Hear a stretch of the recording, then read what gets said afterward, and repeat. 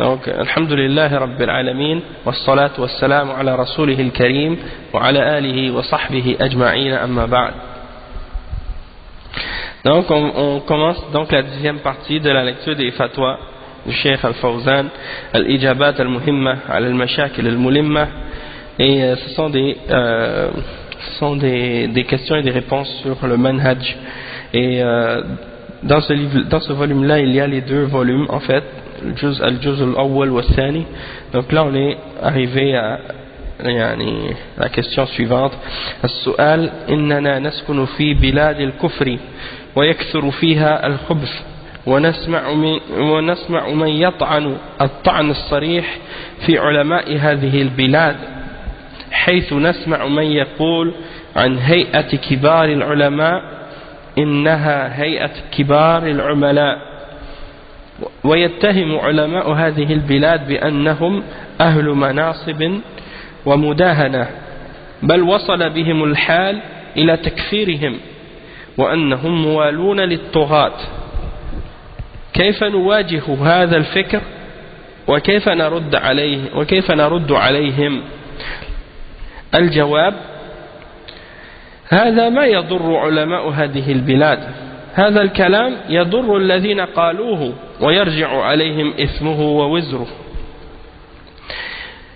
فلا تحسدهم على ما وقعوا فيه من الإثم والشر ولا تحزنوا عليهم قالوا في الرسول صلى الله عليه وسلم أكثر من هذا قالوا ساحر قالوا مجنون قالوا معلم قالوا كذاب أشر هذا ما هو غريب أبدا ولا يضر علماء هذه البلاد ولله الحمد وإنما هذا الكلام يرجع إلى قائله بالإثم والضرر فلا يحزنك قولهم أبدا. La question qui a été posée au cheikh, c'est qu'il dit nous on habite dans les pays de Kufr et il y a beaucoup de choses mauvaises et on entend des gens qui attaquent directement et explicitement les ulama de ce pays en parlant de l'Arabie Saoudite du fait qu'on les entend dire à propos de Hayat Kibar al-Ulama, c'est-à-dire l'assemblée ou le comité des grands ulama, ils les appellent le comité des grands agents, les grands agents du gouvernement, en voulant dire qu'ils travaillent pour le gouvernement.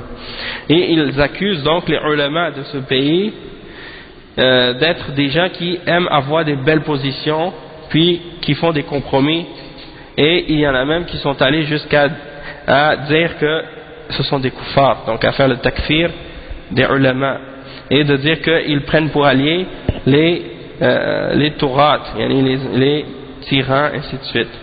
Comment on peut affronter cette pensée et comment on leur répond? Le cheikh il dit, Cheikh Al-Fawzan, il répond, il dit ça ne nuit pas aux ulama de ce pays. C'est-à-dire les paroles de cet individu, ou de ces individus qui disent ce genre de paroles, ça ne nuit aucunement aux savants de ce pays. Et cette parole, en fait, elle ne fait du tort qu'à ceux qui l'ont dit eux-mêmes. Et elle revient contre eux. Son péché et son poids et sa charge revient contre celui qui a dit cette parole.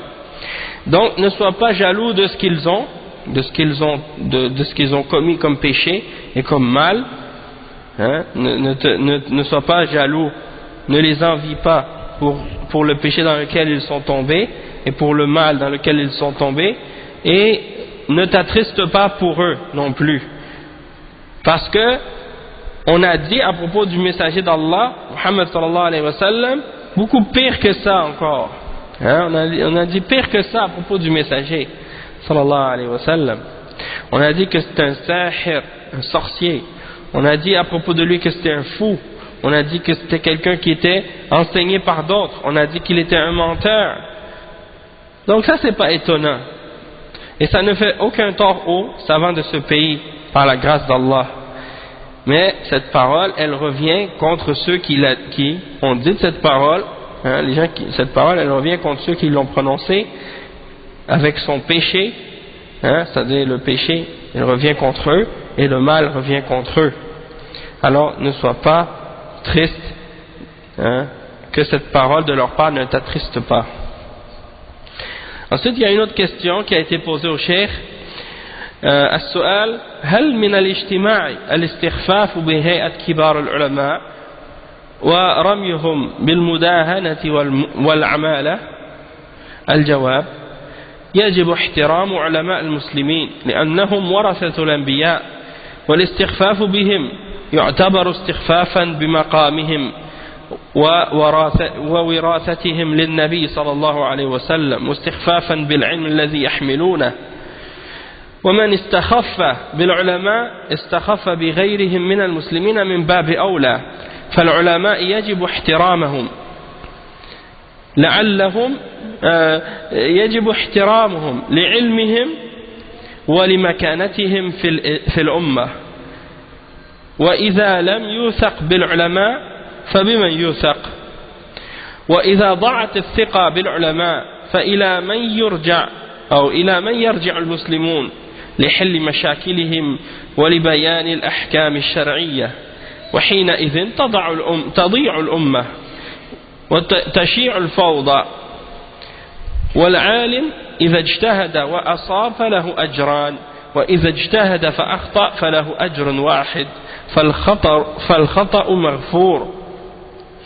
وما من أحد استخف بالعلماء إلا وقد عرض نفسه للعقوبة، والتاريخ خير شاهد على ذلك قديما وحديثا، ولا سيما إذا كان هؤلاء العلماء ممن وكل إليهم النظر في قضايا المسلمين كالقضاة وهيئة كبار العلماء. Le cheikh il répond, on lui a posé la question, est-ce que le fait de se rassembler ça implique de dénigrer les ulama ou le comité des grands savants et de les insulter ou de les accuser d'être des gens qui font des compromis ou qui sont des agents qui travaillent pour les dirigeants et ainsi de suite? Le cheikh il répond, il dit: c'est obligatoire pour nous de respecter les ulama des musulmans, les savants des musulmans, parce que ce sont les héritiers du prophète. Et le fait de diminuer ou de rabaisser les ulama, c'est considéré en fait comme si on était en train de diminuer leur niveau et leur statut, du fait qu'ils sont les héritiers du prophète sallallahu alayhi wa sallam, et c'est de rabaisser également la science qu'ils portent.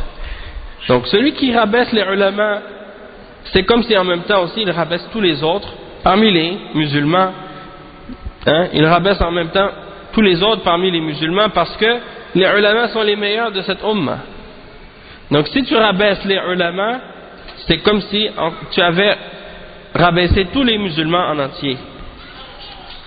Et les ulama, c'est obligatoire de les respecter à cause de leur science et à cause du statut qu'ils ont et de la position qu'ils ont dans la umma. Et si on ne fait pas confiance aux ulama, en qui allons-nous faire confiance? Si on ne fait pas confiance aux ulama, en qui allons-nous faire confiance? Ça, c'est lorsqu'on regarde par exemple le hadith du prophète sallallahu alayhi wa sallam. Juste un point en passant par rapport à cette parole du cheikh, c'est que on voit que Dhul Khuwaysira, le Khariji, qui est venu voir le prophète sallallahu alayhi wa sallam, qui lui a dit il lui a dit i'dil ya Muhammad, il dit sois juste ô Muhammad, le messager d'Allah sallallahu alayhi wa sallam a dit, et qui donc sera juste si je ne suis pas juste? Donc c'est pour dire, le cheikh il est en train de dire la même chose en fait. Il dit, si on n'a pas confiance aux ulama, en qui on va avoir confiance, puisque ce sont les meilleurs et les plus élevés en degré parmi les musulmans. Donc le cheikh il dit, si on perd la confiance en nos ulama, alors vers qui on va retourner? Et vers qui les musulmans vont retourner pour régler leurs problèmes et pour clarifier les règles de la charia? Donc la umma dans ce cas-là, elle va s'égarer et elle va se perdre, et le désordre va se propager dans la société. Donc le savant, lorsqu'il fait un ijtihad et qu'il a une bonne réponse, ou qu'il a la réponse correcte, alors il a deux récompenses. Mais s'il fait un ijtihad et qu'il se trompe, alors il a une seule récompense au lieu de deux, et son péché et son erreur est pardonnée, parce qu'il a fait un effort mais il s'est trompé malgré lui. Le cheikh dit ensuite, et quiconque rabaisse les ulama, il n'y a personne qui rabaisse les ulama excepté que il est frappé par toutes sortes de châtiments et de punitions. Celui qui se moque des ulama, ou qui insulte les ulama, ou qui rabaisse les ulama de l'islam, il y a un châtiment qui tombe sur lui, et ça c'est obligatoire. Et l'histoire est le meilleur témoin de ça, dans le passé comme dans le présent. Et en particulier, quand ces ulama-là font partie de ceux, à qui on a donné une responsabilité dans la société, hein, et on leur a donné la charge de s'occuper des questions des musulmans, comme par exemple les juges, hein, qui jugent selon la charia dans les pays musulmans, ou bien les savants qui font partie du comité des grands ulama, ainsi de suite. Donc ça c'est une réponse à ces deux questions. Puis ici ensuite ils ont mentionné des paroles de Cheikh Ibn Uthaymin en note de bas de page, et il a parlé au sujet des gens qui critiquent ou qui attaquent les ulama. Il a mentionné de deux points de vue. Donc juste pour vous résumer qu'est-ce qu'il dit dans la note de bas de page, il parle de ceux qui parfois qui veulent propager des idées fausses. Donc qu'est-ce qu'ils font? Ils attribuent leurs idées à un des ulama. Il dit cette idée-là ou cette parole-là, c'est tel cheikh qui l'a dit, alors qu'en réalité c'est pas vrai. C'est pas ce cheikh-là, il a jamais dit ça. C'est-à-dire que ces gens-là, ils inventent des paroles ou ils attribuent des paroles à un parmi les ulama pour que les gens acceptent ce qu'ils disent. Parce qu'ils savent que s'ils disent quelque chose d'eux-mêmes, personne ne va l'accepter. Mais si, quand ils parlent de quelque chose, ils disent « Cheikh un tel a dit la même chose », ils savent que là, les gens vont faire plus confiance, alors ils attribuent aux savants des paroles. Wa alaykum salam wa rahmatullah. Ils attribuent aux ulama des paroles fausses, des mensonges. Et le cheikh, il dit donc que dans des cas comme ça, il faut retourner donc aux ulama pour leur demander justement, quand on a entendu une parole qui est pas claire ou qui est mensongère au sujet d'un savant, il faut retourner à ce savant pour lui demander est-ce que c'est vrai, est-ce que c'est vrai que vous avez dit telle ou telle chose. Et il y en a d'autres ici aussi, qu'est-ce qu'ils font? Le deuxième point c'est ça, c'est qu'ils grossissent les erreurs des ulama.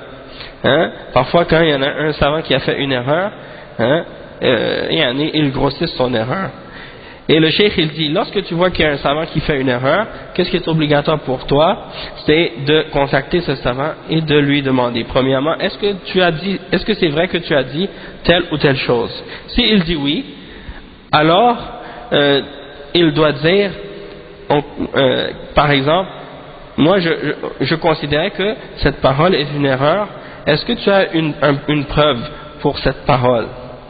Et là, tu rentres dans la discussion, puis tu expliques ce que tu as expliqué, puis tu essaies de clarifier la vérité. Hein? Et il dit tout savant qui est honnête et qui est sincère et qui craint Allah, il revient à la vérité.